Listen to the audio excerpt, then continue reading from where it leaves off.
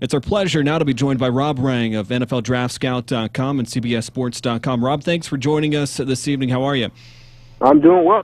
I'm done. Yeah, we're glad to have you, and I wanted to get into some of these Mountaineer players specifically heading into the Combine, but overall, what's your just general take of this year's draft talent-wise? Good, average, below average? Where do you see it coming in terms of talent? I think it's a pretty good draft class, to be honest with you. I know that it's getting a lot of negative hype out there. There's a lot of belief that this is a class that maybe doesn't hold up in comparison to years in the past, and that might be true at the skill positions. I would argue that this is not necessarily an elite class at wide receiver, running back, the so-called skill positions, but at the same time, I really like the depth of each of those three positions, and I like the depth and top-line talent of the offensive and defensive line. So it's a football purist dream of a draft. It just isn't it is lacking a little bit in the playmakers. That are the ones that sell the most tickets, I guess. And you updated your mock draft today, and you still have Geno Smith, West Virginia quarterback, projected a #1 overall going to Kansas City. How do you break down his game, and why do you have him going there at #1? Well, the biggest thing is that we have seen in the past that the quarterback position is something that is so critical to success in today's NFL that teams are going to be willing to gamble on quarterbacks that have had some varying degrees of consistency, as is Geno Smith. Now, at the same time, when you look at Geno Smith in particular, he is a player that obviously has the physical skill set that you're looking for in terms of he has the size, he has the arm strength, he flashes the accuracy. He has the mobility. He has been highly productive well, I wouldn't necessarily characterize West Virginia, Dana Holgerson's offense as NFL caliber offense, but certainly or NFL pro style offense, but certainly is one that has forced the quarterback to make decisions at the line of scrimmage and after accepting the ball from the shotgun snap. So as NFL offenses are turning more and more towards shotguns, then I think that it's going to make it an easier transition for him at the NFL level. Now, of course, at the same time, he has had some inconsistency throughout his career and did not play nearly as well towards the second half of the season as I'm sure your listeners would have liked.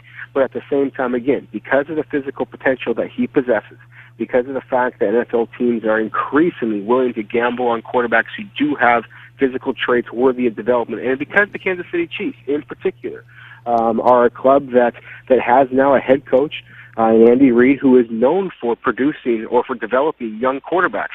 I think that that's ultimately going to be the choice for the Kansas City Chiefs, #1 overall.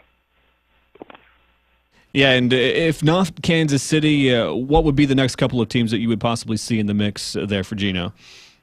Well, there's possibility with the Philadelphia Eagles. While it was announced today that the Eagles have re-signed Michael Vick to a 1-year deal. Again, it is a 1-year deal, and the backup quarterback there, Nick Foles, while a talented passer, is not necessarily the greatest fit in what Chip Kelly, the head coach now, obviously former Oregon Ducks head coach, had looked for in the past.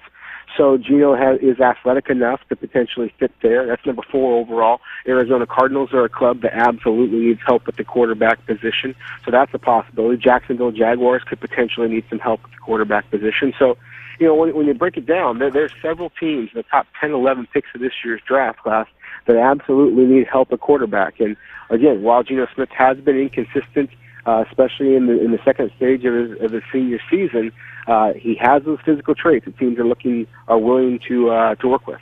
Again, we're speaking with Rob Rang, NFLDraftScout.com and CBSSports.com. Rob, many times we see high-profile players, especially quarterbacks, not do their full workout at the Combine and rather do it in more controlled environments. Are you hearing anything on Geno in terms of what his participation level will be at the Combine? I have not yet, and I'm very interested to see what he's going to do. I mean, I was among those who thought that he really passed up on an extraordinary opportunity to compete, at the Senior Bowl. I mean, obviously, in the disappointing bowl game loss, I would have liked to have seen him put that West Virginia helmet on one more time, even though it wouldn't have counted in terms of his Mountaineers record.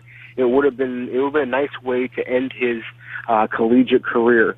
again, one more time with that West Virginia helmet on, to be able to compete at the Senior Bowl and just prove emphatically that he is the top-rated, he is the top quarterback in this year's draft class. And obviously he elected not to do that. Matt Barkley from USC was unable to do that due to injury. He has already said that he plans on working out. So I think the pressure's on Geno Smith a little bit to see if he is going to step up to the challenge. Now, you made a great point. A lot of these top quarterbacks have in the past have elected not to do that, have elected to wait until their pro day. I think that can work out in his favor, but I would like to see him show that he is a competitor and choose to work out in Indianapolis against wide receivers with all those scouts there, be able to prove that he is the guy in this year's draft class. Hey, Rob, along with Geno, fellow former Mountaineer Tavon Austin, you also have pegged in the first round. What is it about his game specifically that has NFL teams wanting to take him in the first round? No, he's just a natural game-breaking. He's a playmaker. I mean, he is Percy Harville without all the off-field concerns, without the concussion problems, and all those other kinds of things. I mean, the fact that he is as dynamic of an athlete as he is, obviously the straight line speed, the lateral agility, the ability to make people miss in tight spaces. I mean, this is a guy that, because of the brilliance of Dana Holgerson's offense, you're going to find slot receivers who can make players miss, be able to make some big plays. But that's because some of that is because of the fact that again, Holgerson's offense is going to put those players in space and to be able to make a move and be able to make big plays with just the scheme design. But at the same time, Austin was able to do it even when in tight quarters, even on reverses as a return man. Even when the defenders were in position to make the play, he was still able to squirt free and break away from them for big plays. And so, in today's NFL, as we're seeing more and more NFL teams look at spreading the defense wide, east and west, then you're looking for more guys who are going to be able to take advantage of the defense being spread out as much as they are, and with one or two little moves in the middle are going to be able to break away for big plays. So playmakers are always going to be highly valued on draft day in the NFL. I think they're even more valued in a draft class like this one, where you're lacking some game breakers at the wide receiver position. I think that puts Tavon Austin in a very enviable position as we get a little bit closer to the draft, especially if he works out as well as I think we all anticipate. Again, speaking with Rob Rang, NFLDraftScout.com and CBSSports.com. A couple of other players for West Virginia invited to the Combine. Stedman Bailey, receiver, and lineman Joe Madsen. What's your take on those two and where they could potentially fall in the draft? You broke up there at the last second. I know that you're certainly talking about Stedman Bailey. I mean, he is again, another dynamic player, not quite as athletic, in my opinion, at least, as Tavon Austin, but at the same time is a little bit more physical at times. And I thought that he was actually the more reliable route runner. So he is a guy that, again, not quite the dynamic playmaker that Tavon Austin is, but I still believe it could absolutely be contending for a spot in the top 64 picks as a possible second-round prospect. If not there, I think we're going to see a glut at the wide receiver position. We'll go right through that in the middle of the second round, all the way into the middle of the third round. So if perhaps Bailey doesn't run quite as well as expected, then he might wind up going in the mid to lower third round. Still, you're going to get a dynamic player who is well suited to playing in the slot, and as well as producing something as a return man as well.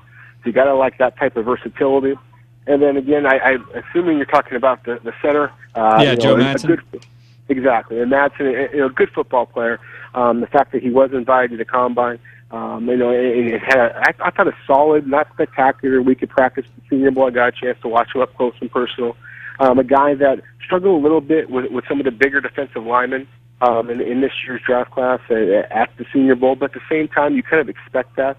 The fact that he has been a durable, consistent starter while at West Virginia throughout his career, it certainly helps his cause. At the same time, I would like to have seen a little bit more consistency. The fact that he missed two of those bowl games due to just some, kind of not, obviously academics was for the last one. I just want to see a little bit more consistency to his game. And that was one of the things that at the center position, you expect that. You expect him to be a bit of a leader. And the fact that he struggled in those two instances, I think he's going to have some questions he has to answer. So I think in some ways, this is a much bigger week for him at the Combine than it might even be for some of the receivers.